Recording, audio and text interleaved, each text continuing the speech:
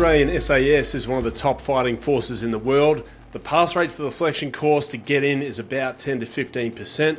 My name is Mark Wales. I used to be a troop commander in the SAS.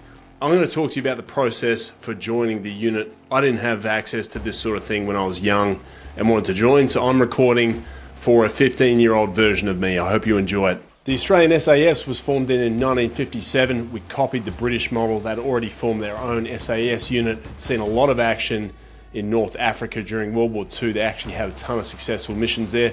We copied that model in Australia. We formed our own SAS unit in Swanbourne in Western Australia back in 1957. And that is a unit that still exists today. SASR had several roles. It specialises in long-range reconnaissance, which is tough, unsexy work about collecting intelligence beyond the range and capabilities of normal forces. It also has a direct action role. It really just raids to recover either enemy personnel, maybe hostages, maybe equipment.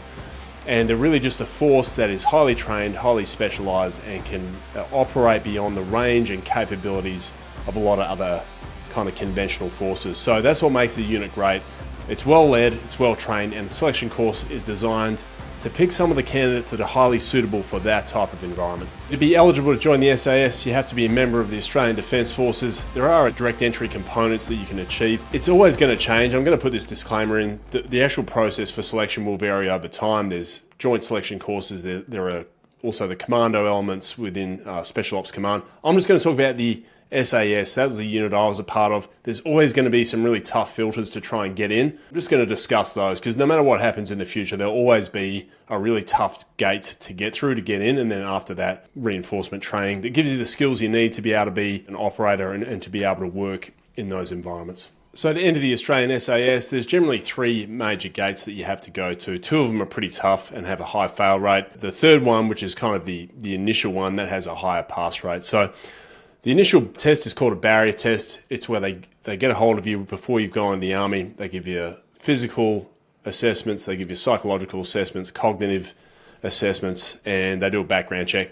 What they're making sure is that you're actually viable to arrive at the selection course on day one and not have any disqualifying things in your background that are going to stop you from performing or even completing the selection course. So this is an initial barrier test. Quite a large number of people pass this. It's probably 60 to 70%, I'm guessing, but they're probably the numbers. Once you get through that, you actually go into the selection course. Now, this is about 3 weeks in duration. This is the tough one. This has a really very exacting, very grueling standards that has a pass rate of about 10 to 15%. And on this, they're really looking at people that have the traits they are looking for that can be trained further as SAS soldiers. So you're actually not given a pass or fail. You're either given a suitable for further training or not suitable for further training. That's the result of the course. During this 3-week selection course, this is the one everyone remembers, it's broken down roughly into 3 one-week phases. The first week is where you do a series of, I guess, barrier tests. They're these really exacting physical standards that are designed to put you through your paces, and there is a correlation between passing these tests and actually finishing the selection course.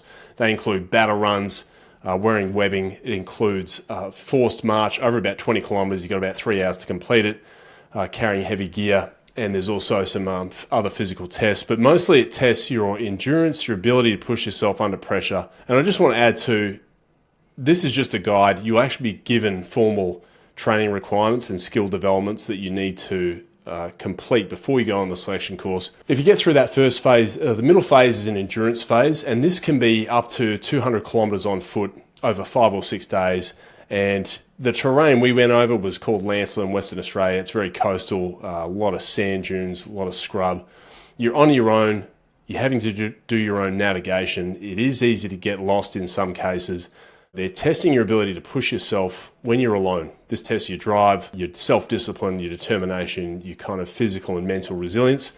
These are all the things they're looking for. I was actually badly injured during this phase, and if I could give you one tip, it's try to avoid injury. If you do your training properly and you have really a strong body before you go on, you will reduce your chances of injury. If you get through that middle phase, you're on to the final phase, the point at the 3-week mark. This is called, I think the name I heard was Lucky Dips. They get you in small groups, they take away your food, they take away your sleep, and they get you to do these really difficult missions around the clock. They're trying to simulate combat conditions. They want to see how you perform and operate and think when you have nothing left in the tank. And I was applying as an officer, so they're watching you even more closely. They want you to keep your composure. They want you to stay focused on the mission. They don't want you snapping at people because that psychology is contagious. The whole time they're just watching, they're making sure that you can actually perform when you have nothing left in the tank. And I think one of the characteristics of selection, they take you beyond what you think are your limits. And most of the time you're either failing or beyond where you thought you were capable of moving.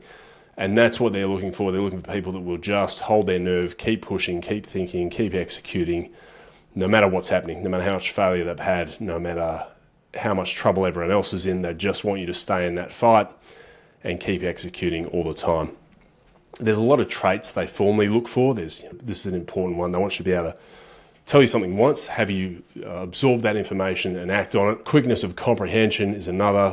They need people to be quick on their feet and act quickly. So they're looking at all these traits the entire time. They're watching you all the time. They're taking notes on you all the time. It's actually a really fair process. During the process, there's actually a officer selection component. So they pull you aside as officers for a couple of days. I think this is when I did it. It was about 36 hours or a bit longer. They give you a lot of planning tutorials, really complicated missions that you need to complete, heaps of maps. You're exhausted. You're expected to come up with a plan pretty quickly and brief that back to the SAS commanders that are there. And of course, they go through your plan with a really fine-tooth comb and challenge you on everything. It's quite intimidating, but the idea is they want to know that you're capable of pulling together a lot of information and coming up with a comprehensive plan quickly. That to me was tough, but it was a great and rewarding part of trying to join the unit. Once you've done all that, if you get through to the end and you're standing at the end, your chances of being selected are actually quite high. If you pull yourself off the course, you won't get selected, but if you're standing at the end, you have a much better chance. My advice is do all the training that you can in the lead up to it. If you can't do all the training, just concentrate on where you are weakest.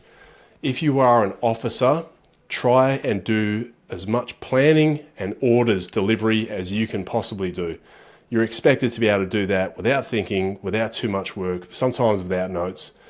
So just get good at that. When you're a platoon commander or you're a junior officer, just as much as you can, do orders, do your planning. And that means that when you get on selection, you're exhausted, you can still go through this process and you've got a lot of experience with it. And that's probably my main bit of advice. Just do the preparation as well as you can. Stay focused on the end goal.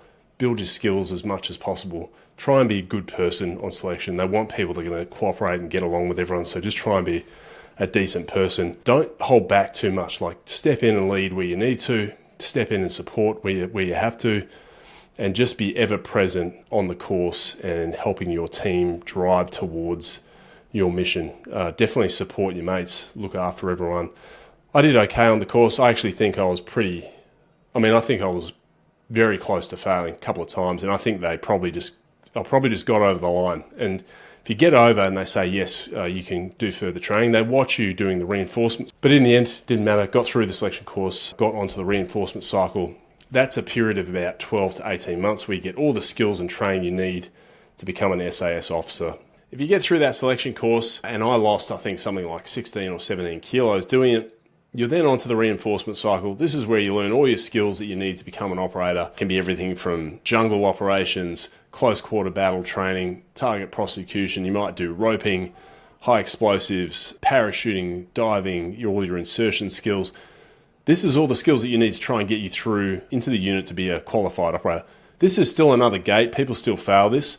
It's probably got about a 75% pass, roughly. Most people get through it. But there are some tough courses in there that you have to get through. But it is designed to give you all the skills that you need to be able to go into the unit and deploy straight away on operations. I was lucky. I was able to go. I was in from 2004 to 2010, and I went to Iraq, Afghanistan, Lebanon, East Timor. I did about 10 tours of duty in total over my career, and it was fantastic. I really loved it. Such a great unit, well led, unreal people. I'm still mates with them today. So if you're a young person, you're in the army and you want to go through and join the SAS, I strongly encourage you. I hope this has given you some insights into what you need to be able to pull it off. To summarize, I think there's just a few things. One, you've got to really want it. You've got to decide that you're not going to give up no matter what. You're just going to push hard. Two, you've got to finish as much skill building as you can before you get on the course. Make sure you're ready to go when you're on there. Three, make sure you present yourself in full when you're on the SAS selection course. make sure they see what you're like, leading people, following people, getting the jobs done. And finally, it's just about a willingness to embrace pretty extreme discomfort and just keep trying no matter what happens. You will get better over time. You'll fail a lot at the start, but just accept it's a difficult road. And I really think it's worth doing. It's given me skills that I still use today. All the planning principles that we use, simplicity, agility, focus on the mission, bias to action, some of the values that we have, relentless pursuit of excellence. They're all things I still use today, every day when I'm in my business world, and they work a treat because they're just great operating principles to have. I hope you enjoyed this. Like and subscribe if this was good for you. I'll produce some more content later if you love it. Thank you and good luck.